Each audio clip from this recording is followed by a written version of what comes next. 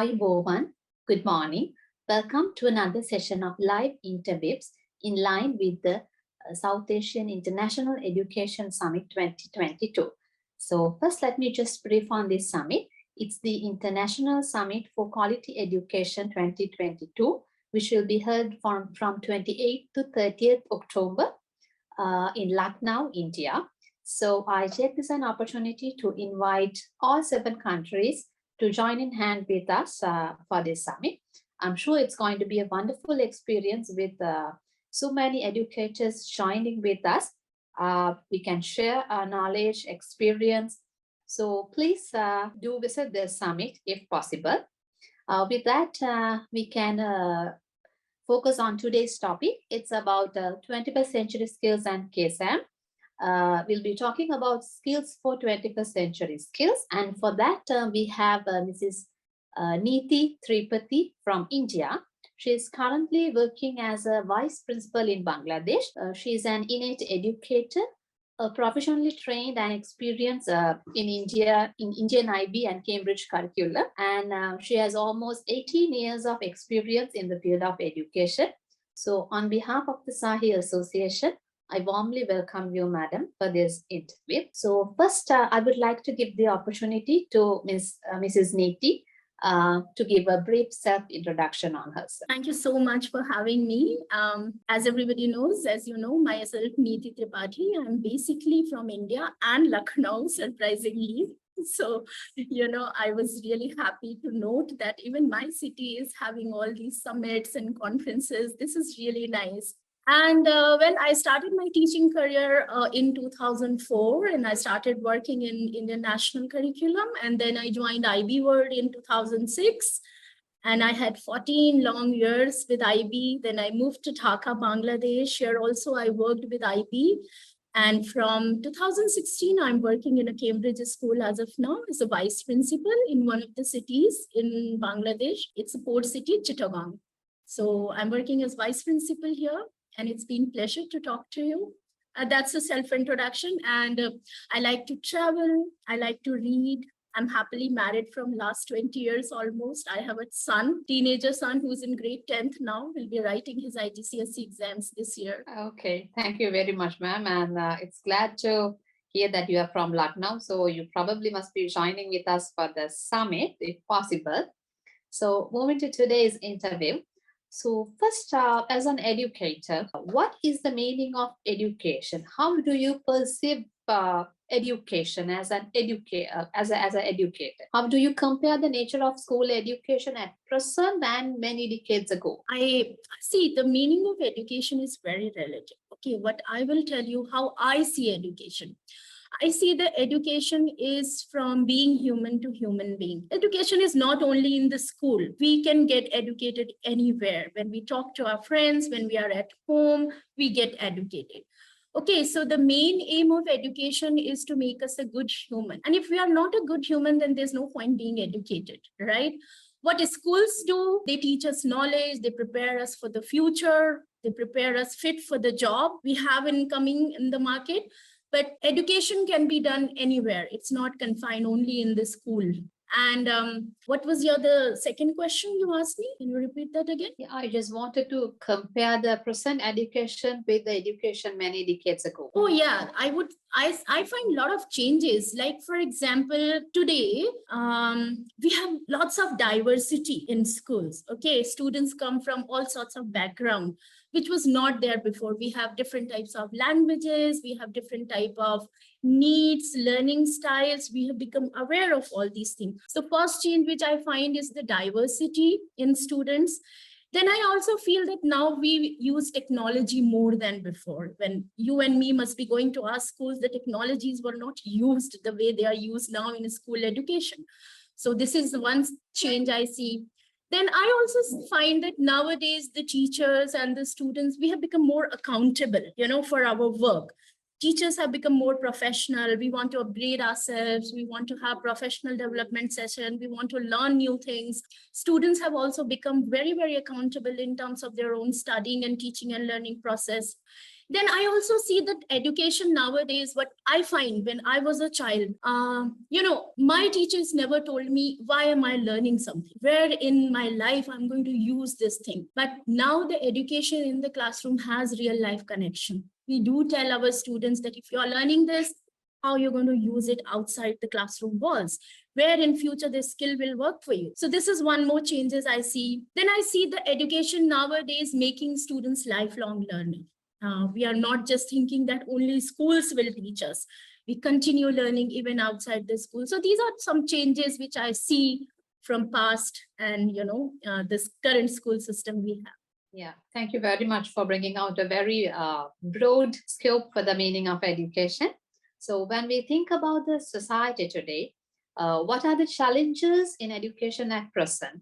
And how should education be changed to face the future challenges? So first thing, especially after COVID pandemic, what I feel that coronavirus has created a big digital divide. We have understood the importance of technology. So this is something, a big challenges. One of the big challenges the schools have nowadays. We have to be prepared for anything unknown happens any of the time, which we don't even have any idea about. Suddenly lockdown, schools close, online schools. So we need to be well equipped in terms of technology, in terms of our backup plans, in terms of lots of SOPs. This is one challenge we have. Then what I feel nowadays, the mental health of the student, mental well-being of the student is also one of the challenges. See, students have become tech savvy. They have lots of exposure, social media, this and that.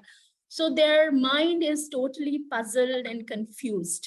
So what we have to do, we have to not only take care of their studies, their extracurricular activities, we also have to take care of their mental health. It's one of the big challenges, especially after COVID pandemic. I'm seeing a different set of students in classes. The thought process has changed like anything. So this is also one of the biggest challenges. Also, what I feel that, the trend which is coming off from our age is focusing more on content than skills. This is also a challenge now, because now we have understood that knowledge is available anywhere. I can Google things, but as long as I don't have the skills to apply that knowledge, I'm not going to survive in future world. So one of the challenges for the schools to have a curriculum which has a good balance between the content and the skills. We really have to take care of it. Then still, I feel that success is measured on the basis of standardized test. The one who gets the highest marks considered as success, good child, good student. I think this challenge also has to overcome because the definition of success has changed over the period of time. So these are some of the challenges I feel the schools have. Apart from that, lots of social challenges are there. We have wars going on, we have refugees coming, we have people migrating from one place to another place, we have natural disasters happening, schools are facing problem of funds, government supports, policies. That's a big talk, So, but I see that there are a lot of challenges, but if we have a good plan, if we have a good teamwork, maybe we can overcome some of them. And yes, you asked me that how the education should be prepared for tomorrow, right? Okay. That's it. Yes. So first thing I feel the school should see, there's a word nowadays which is very in the school system, and that's called entrepreneurship. Okay. This was something which I never heard in my school days. I didn't even know what is the meaning of entrepreneurship. But nowadays we're trying to inculcate the skills of entrepreneurship from the school itself. So schools curriculum should prepare students for this. Because not necessarily everybody is going to be a doctor, not necessarily everybody is going to be engineer or scientist, but the kids have to learn to survive in the world. So the skills of entrepreneurship is very, very important. The future education must focus on entrepreneurship. Also, I feel the mental health, as I said, it's very important. So the curriculum should be well balanced to focus on academic, extracurricular, and mental health also. Then I feel one of the very, very important, and that's a part of your 21st century skills, is critical thinking and decision-making skills. Oh my God, the world is full of challenges. We need to learn to take decision instantly like this.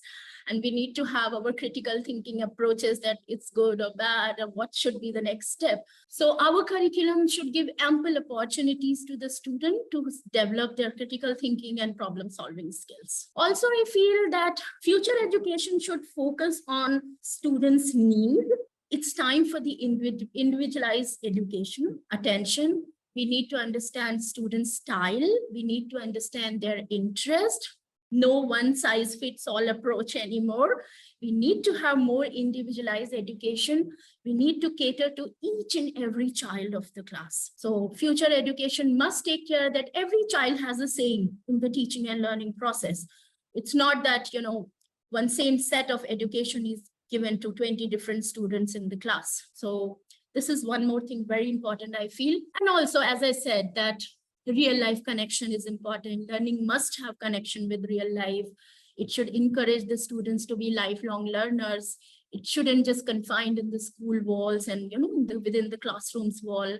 So I think if a future education and schools can take care of these things, I think we can prepare our students much better for the world we are going to have in future. Thank you, ma'am. Once again, it was such an informative answer because you touched on a very valid point on mental health, which should be concerned at present because with technology coming in, with lots of social pressure coming in, we have seen a lot of mental issues, mental health issues among children. So child psychology should be incorporated with the future education. So thank you very much for touching on that as well.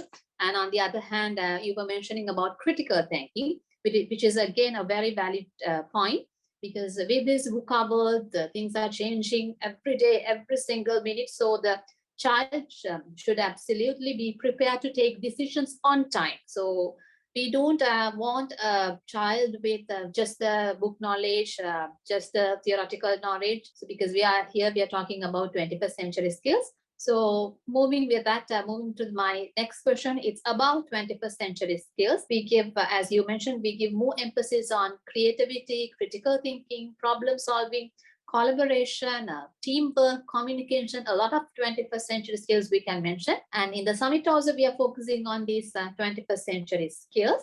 So why should we focus on developing these skills to make our child, to achieve the holistic development of our child? So see, as we know, the world is changing like anything. And if we want our children to be ready for this change, we need to teach them 21st century skills. Okay. Second thing is that in today's world, one of the very important things is loads and loads of information. Okay. We get to know things from lots of sources. But what is the real and authentic information? This is very important to know. Well, I see like in Bangladesh, I see my students believe on anything what comes from social media. They just believe. So I feel this information literacy skill is just missing, So when we teach 21st century skills, we also teach them how to find the correct and the right information and the useful information, how to understand the facts, the data, the opinion, these things. So this is again very important. Then I feel that real world challenges, these 21st century skills, they are a tool to solve these real world challenges. What's the point of being educated, going to schools, getting into some Ivy League colleges when we can't solve our challenges of life? And these 21st century skills equipped us with those tools, so that we can solve those challenges. Then I also feel these 21st century skills build our character, It's very important to be a good human, to be passionate, to be empathetic, to be, as I said, from human being to being human. And I feel 21st century skills play a great role in that. When we talk about 21st century skills, critical thinking, problem solving, communication, we do touch upon these human building character traits of art. So this is again very important. And also, I feel the 21st century skills foster innovation, which is very, very, very important. We cannot just run on old thoughts, old ideas. We need to learn to think out of the box. And this is why we must teach 21st century skills to our students. Yeah, thank you, ma'am. So we are talking about this skills through education. So how could we really do this? And how is the education system, teaching, learning process, the attitudes of teachers, or is the attitudes of other stakeholders in the school system should be changed to successfully achieve this target? Okay, see, you know what I have understood once: human psychology. The more you talk about something, the more it gets inside your brain.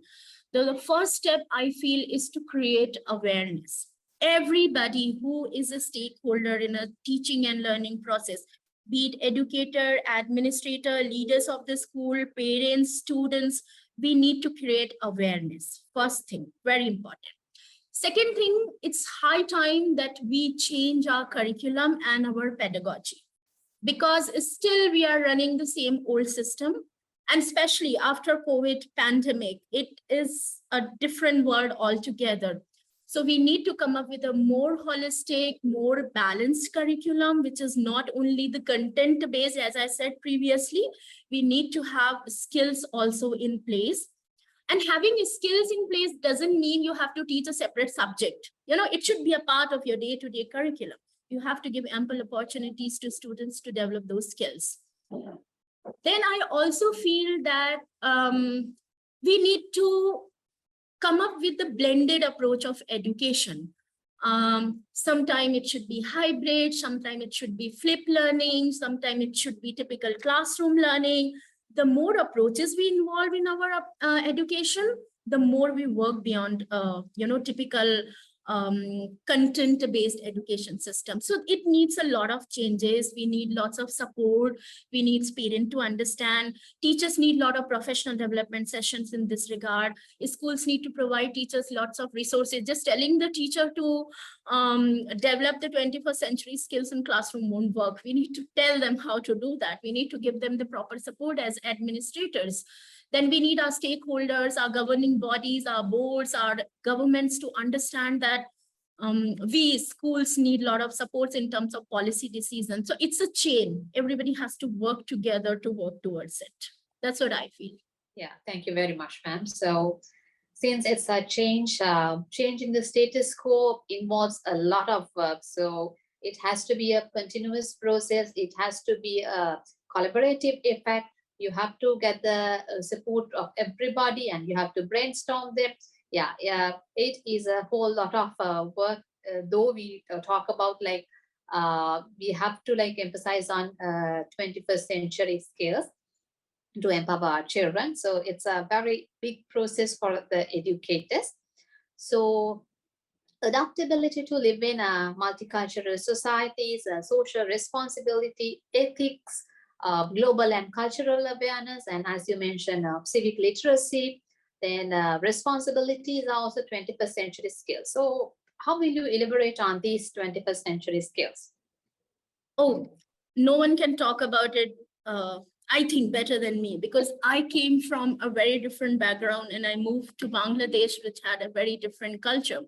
So when I came here as an educator, as a person, I felt a lot of barriers, I felt language barriers, I felt cultural barriers, food, customs, lots of barriers were there. I would give the credit to my exposure to international schooling and my understanding of being an open-minded person. I would say being an open-minded and internationally minded person is very, very important today. Because as we say, the world is a village now. We are just going from one place to another place. So if we will not understand that the other person with their differences can also be right, it will be very difficult for us to survive. I cannot just keep on thinking I'm right and you're wrong, right? So I have to have an open-mindedness. I have to understand that if you and me don't think same, it's absolutely fine. I have to understand the different cultural aspects. Something which is right in my culture can be wrong in your culture. So we have to be that liberal in our thoughts to accept. And I feel education should prepare the students to be open-minded. This is very, very important. Till they do not understand that people in differences in thoughts and view can also be right, they cannot be truly educated. So schools must teach them being open-minded, being the concept of acceptance, the concept of empathy, putting ourselves in other people's shoes. And when you travel to different countries, when you meet new people, you get to learn a lot of things. So schools must give exposure to the children to meet different people, to, they must give them the global exposure, I feel. This will help them being open-minded, and also understanding and accepting other people. That's what I feel. Yes, very true, ma'am. So if we can focus more on open-mindedness and train our children to be open-minded, we could have avoided a lot of conflicts, which mostly arise because of this narrow-mindedness. So thank you very much for touching on that point. So earlier also you were highlighting on entrepreneurship.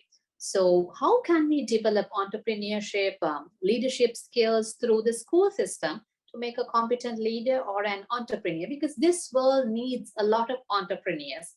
Otherwise, I mean, with the challenges the world is facing, we cannot move ahead. We are facing a lot of economic pressure, a lot of unplanned, unexpected disasters like COVID. So we need entrepreneurs.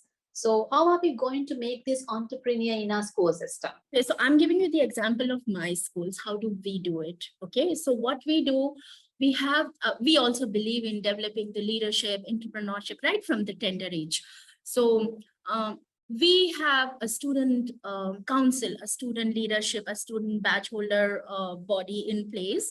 What we do right from the primary school, we teach them. We have a process of electing our badge holders as a school captain, vice captain, head boy, head girl. So what the students do, they come up with their agenda, they come up with their symbols, they go and ask for the vote, they pursue everyone, they tell everyone, why should you vote for me? If I become a school captain, what would I do? So this brings the leadership skills among them. Other than that, we also have lots of things placed in our curriculum where we give, to be very honest, the day-to-day activity of the schools is led by the students. Assemblies led by the students, events led by the students, teachers, we all are there behind the scene to support them, to help them, to felicitate them, but we do not take the direct charge. We train them. They might be making mistakes, but it's all fine. We just give them chances again and again. Also, we give them, ample opportunities where they can come in front of people and show their skills. So we do not just, choose only those selected students. Everybody gets a chance in the school. Also, as you spoke about the entrepreneurship, we have a subject called global perspective, which we have introduced in our school in primary level also. That is a wonderful subject. It is offered by Cambridge. I'm in love with this subject because it gives them amazing ideas and opportunities. So recently, my kids of grade 4 had a business expo where they came up with a different business plans they might be running in future, the business women and businessmen. So somebody was talking about opening a gaming company. Somebody was talking about opening something else and all sort of things. We do brings lots of guest speakers in our school. We brings leaders from different sectors, entrepreneurs from different sectors. They come and talk to the students, so the students get inspired. We share their success stories with our students. So students understand that, okay, if a person who was in this adverse situation can do so well in life, I can also do that. So we have lots of exposures to these things, bringing guest speakers, taking students to various field trips where they get to see these things. And with this way, we try to develop the leadership skills and entrepreneurships in our school. That's what the example of my school is. Yes, thank you, ma'am.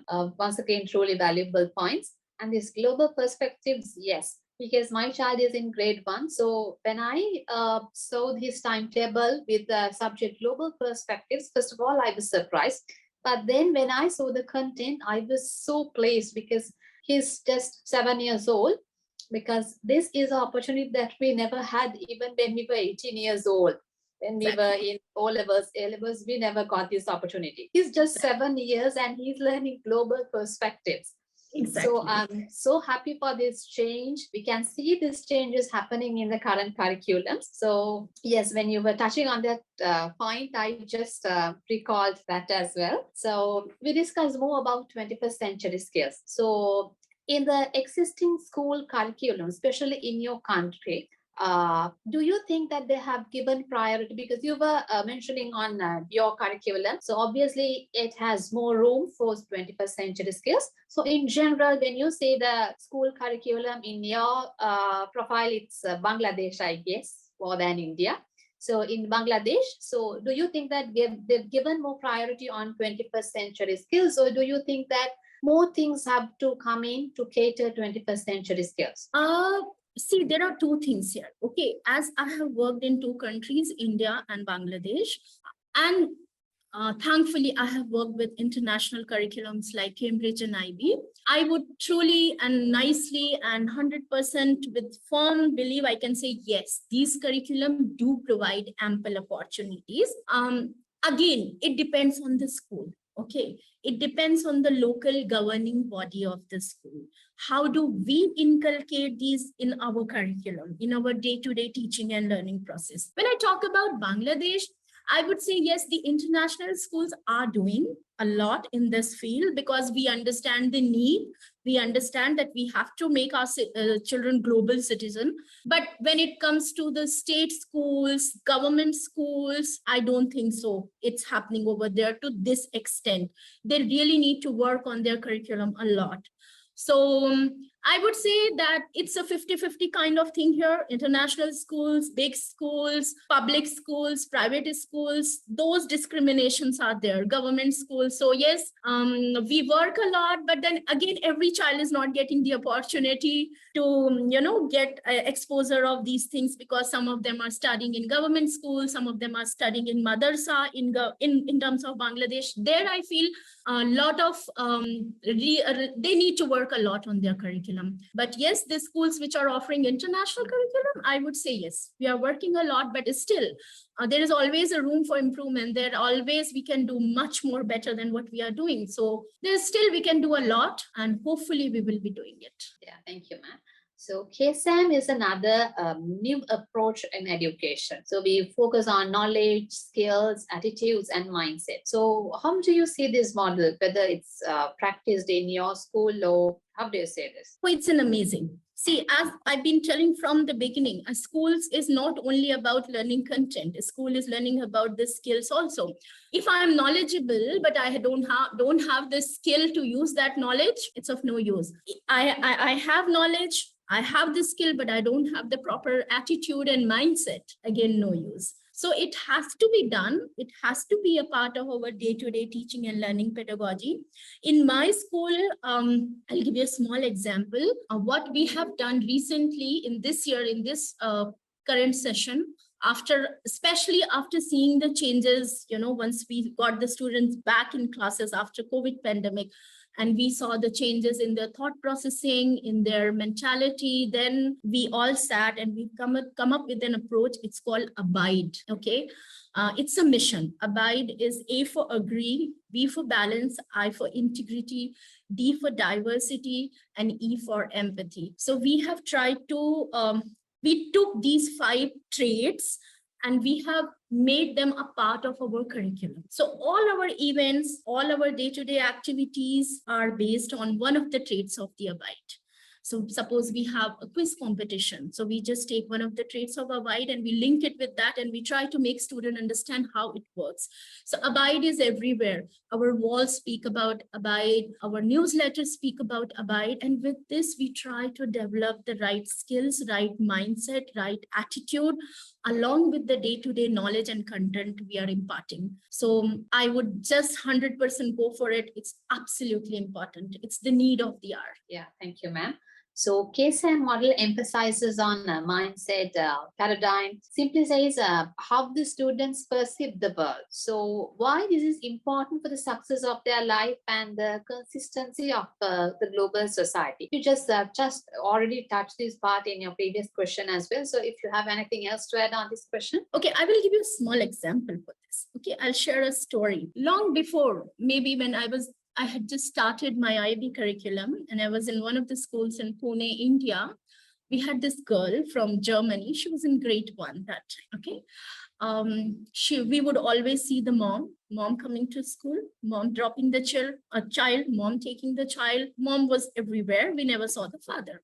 We had this PTM one day, and we saw the mom with a man. So after PTM next day, when we were talking in the class, so, our typical Indian mentality, we said the child, oh, you must be so happy. Yesterday your father came. The answer of that grade 1 child was, oh, he's not my father. He's my mom's boyfriend. That was an eye opener for me. That was something how we perceive things. We have a set mindset. We cannot think beyond that. But a child who's in just grade 1 understands this, accepted this. Why can't we? Why we have to just think a man coming with a woman can be husband only, right? It's a very small example, but it gave me lots of thoughts that it's time for us to understand that what we think, what we perceive, how we think the thing should be cannot be the only right way of doing things. There are lots of things happening in the world. People come from lots of backgrounds. People have so many things to do. And if we do not understand them, we can never able to call ourselves global citizen. So we need to change our mindset. We need to understand different culture, thought processing around us, and education would play a very important role in this. Okay, just telling the children you should be open-minded won't work.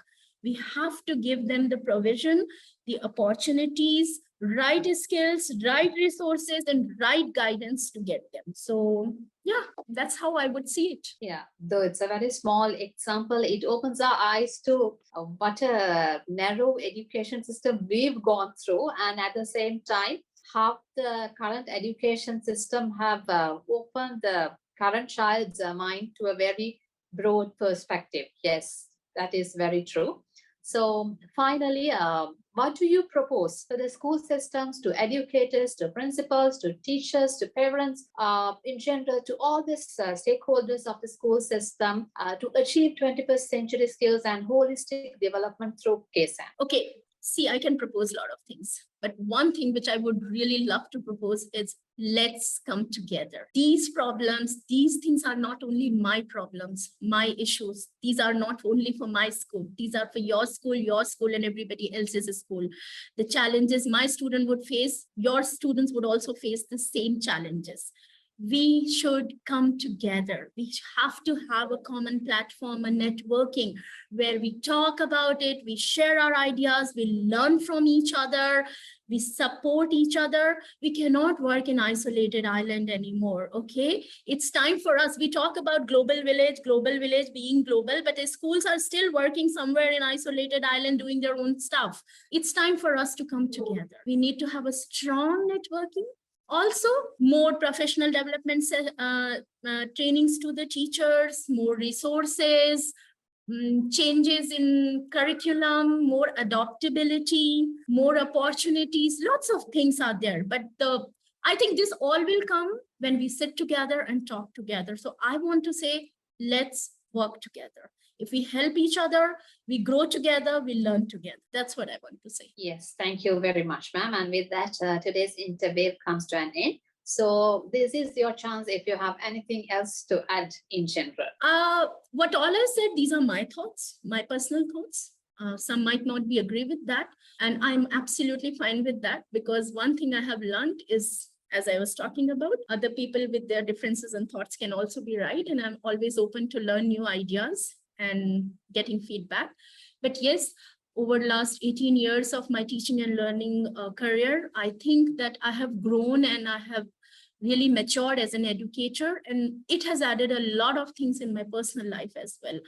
And I feel that I'm no more an Indian working in Bangladesh. I feel I'm a global person, and I see world from those eyes. And I think if we all can do that, it will make a lot of change in our education system. Yes, thank you very much, Pam. We came across very valuable points, and I take this an opportunity to invite you for the summit, because being a global educator, I guess you might have a lot of things to address in a keynote address. So why not join with us for the summit as well? It would be a wonderful platform to you to share your wonderful ideas and knowledge. So thank you very much for accepting our invitation and joining with us. Irrespective of your busy schedules as a vice principal, I know you must be really busy with children, but still you managed somehow. So thank you very much for your time, for your preparation, for sharing your knowledge and experience with us. It was a wonderful experience. So thank you very much. On behalf of the association, I would like to thank you again. And I would like to thank Mr. Janaka Kamalgoda, the president of our association, for creating this platform for us, because it is a wonderful opportunity for all the educators to talk like this, because despite the traveling barriers, we can join with Zoom, with the technology, and have discussions like that. So thank you very much for taking this initiative. And last but not least, I would like to remind you all about the summit, because we are getting closer to the summit, just 2 weeks, I guess. So it's from 28th to 30th October, the International Education Summit for Quality Education 2022. This time the host is Lucknow, India. So your native place. I'm so happy about it. Yeah, you must be very proud of it. So once again, I invite all of you, all the educators, if possible, please join with us. You won't regret this because it's a very rare opportunity. A lot of educators are joining with us. They have different backgrounds. They are coming from different socio-cultural, economic backgrounds. So it would be a great opportunity to share the ideas, share the knowledge. So please join with us if possible. And I would like to thank Dr. Dheeraj Malhotra. He's been the host for the summit this year from Lucknow, India. He's the principal of Kunwar Global School. He used to join with us as a guest speaker for our interviews, but today, because of his busy schedules, he couldn't join with us. But still, I would like to remind him as well. And once again, thank you very much. And we'll meet up with another interview like this. Till then, goodbye. Have a nice day.